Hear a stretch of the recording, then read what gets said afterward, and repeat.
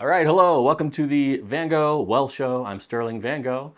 As always, your host. I have a pretty interesting episode for you. In fact, it's a Q&A from one of my clients for his clients, Mr. James Brown from the Business Accelerator Institute, who works a lot with attorneys, works with all kinds of business owners, but a lot of times with attorneys. And this is a list of Q&A, or basically some questions for James on behalf of his clients. And the first question here is, what's the biggest mistake you see law firm owners make? And let me preface all of this by saying that my answers are the same for any business. I work with medical professionals, attorneys, financial advisors, fitness professionals, entrepreneurs of all kinds, including my own first business, which was a music school. And it's the same mistake for everybody, okay? There are two answers for law firm owners, just because. But the first answer is thinking that there is any one single biggest mistake. So the biggest mistake most people make is thinking that there's one biggest mistake. In fact, there's almost always a law of accumulation at effect in your business. And that law of accumulation says that it is by solving 5, 6, 7, 8, 9, 10 different things that might get you a, let's call it 5% improvement, versus looking for the single 50% improvement. So 5 times 10 is 50. So you get 5% out of these 10 little things. Now you have a 50% accumulated or cumulative improvement in your business. Most people are out there looking for the 50% thing. With rare exception, you're not going to find the one thing in your business that needs fixing. Pretty rare. Does it happen? Sure. I can't think of an example now. But by and large, the biggest mistake most people make is thinking that there's one biggest mistake that they're making, right? So the mistake is ignoring, being ignorant of, not accepting the reality of the law of accumulation. The law of accumulation. So that's the first biggest mistake. Now, that's for everybody. Here's one that's kind of for law firm owners, but also still for everybody. Thinking that your business is different, thinking that your business is special. Law firm owners are particularly susceptible to this idea that because they have a law degree, they should just by default be successful and business should come to them. Now, in some cases, that may be true. It doesn't help the case. It doesn't help the fact of the matter that having any kind of sense of entitlement is repellent to sales. It's not attractive, it's repellent. So sometimes law firm owners, and thankfully I see less and less of this on an ongoing basis, sometimes law firm owners think that simply because they have a law degree and have passed the bar, that means that they should be getting business. That's just not the case. Now, that's what is specific to attorneys. Business owners in general, I see this in the medical professional. Just because you got a medical degree and because you know a lot about medicine doesn't mean that people are just going to line up to work with you, particularly in specialized medicine. So if you're a generalist at a hospital, this doesn't apply because, of course, these are totally different things. But by and large, the biggest mistake is thinking that there is any one single big mistake. And then the second sort of, slip it in under the radar answer is a sense of entitlement in the process. We're all susceptible to it, myself included. All right. What's something that you believe about growing a law firm that most owners get wrong? And again, this could be about growing a law firm, or this could be about growing any kind of business.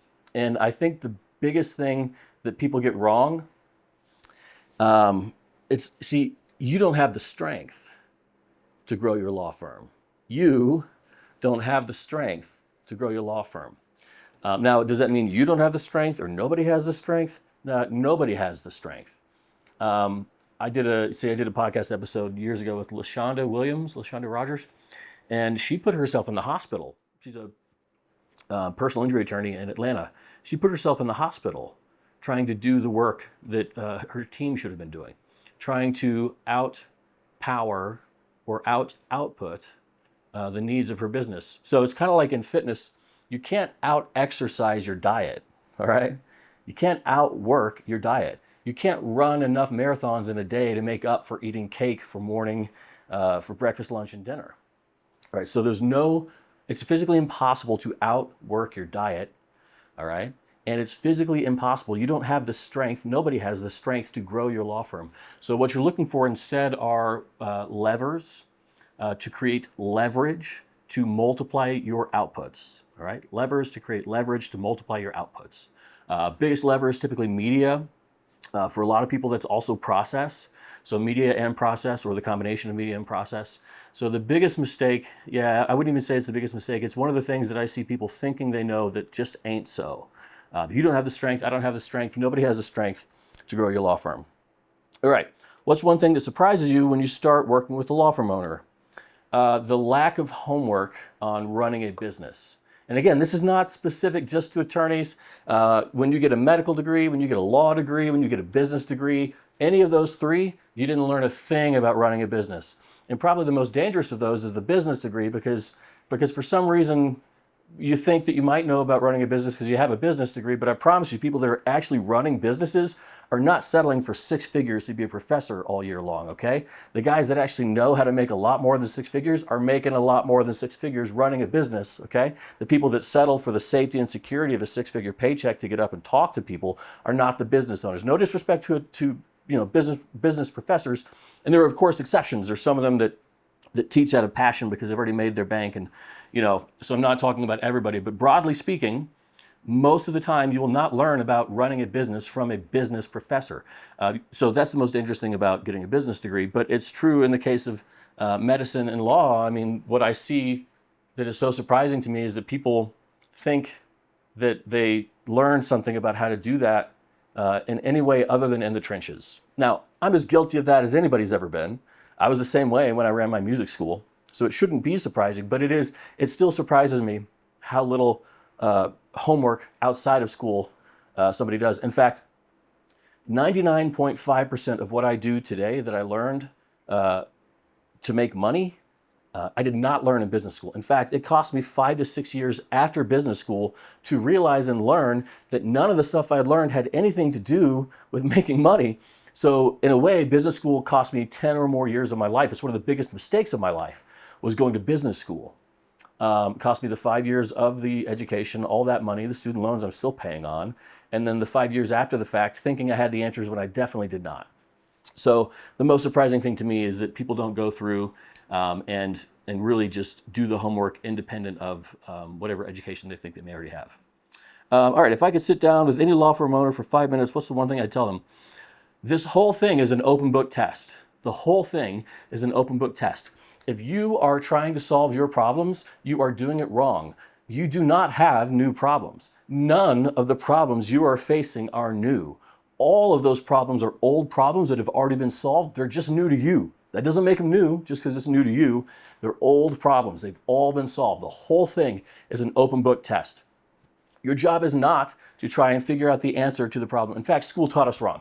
School taught us that if we went to our peers and we asked for the answer, that was cheating. We got demerits, detention, punished, basically penalized for cheating.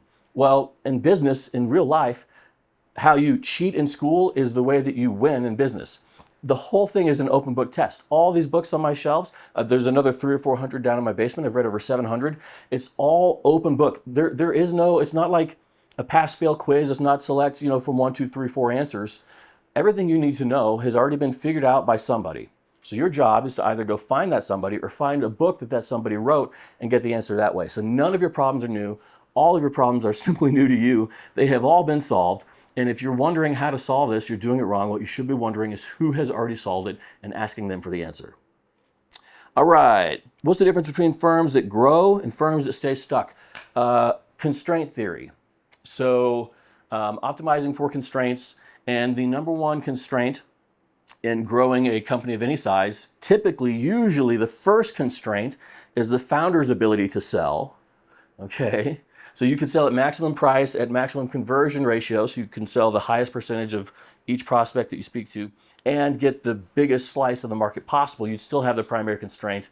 My cat's sneezing. I don't know if you guys can hear that. That's funny. You still wouldn't be able to solve the primary constraint of 24 hours in the day for your first salesperson. Now, if this is your firm starting up as a small business owner, attorney, or elsewise, then you are the primary salesperson. Eventually, you will not be able to sell at a higher price, at a higher conversion rate to more people. So the first constraint is selling. The second constraint is selling. But what happens there is you typically find a lack of processes to duplicate the sales output of the primary salesperson. This is a tough thing to do. And by the way, the answer is to put everything that you know in media, so like a training course.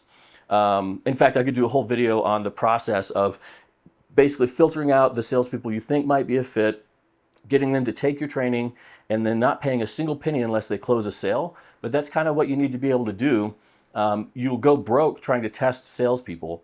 But typically, the difference between a firm that's up and running and one that's growing quickly is the replication and the systemization, all right, of a sales process. And a sales process means a procession, something that moves forward. A process is identical. So do you open the call the same way? Do you close the call the same way? Do you make the same offer at the same price point to the same type of prospect? These are all points in a process. The way that you reduce variation in an output is to reduce variation in the process, since you have no control of the variation of the input, which would be the state of mind of the person on the call. So process, process, process. The difference is, and this is a part where almost every business gets stuck, is the replication of the sales process output into another individual. Now, that may be a non-attorney salespeople. For attorneys, it may be just another old salesperson for other businesses. The point of the matter is that until you can do that, you're pretty much, you don't have a business, you have a really high-paying job. And some of us really enjoy higher-paying jobs, you know? Maybe that's plenty for you, because dealing with people has its own set of issues. But that's probably the biggest difference is having a replicable sales process so that you can spend $1 and make 10 without you spending your time to do so. So that's it for this episode of the Van Gogh Wealth Show. There's plenty else I could talk about. I'm doing this particular episode because James Brown at Business Accelerator Institute, my client, has a seminar coming up, a conference in November. So if you're watching this before November 2026, you should be able to click on a link somewhere. Hopefully my team gets to it, where you can buy a ticket. It's in November 2026. If you're watching this show after that, then the conference is over, but you can reach out to myself or my team in some other way to see what else we have going on. Hey guys, thank you for tuning in to this episode of the Van Gogh Wealth Show. Thank you so much, and we'll see you next time.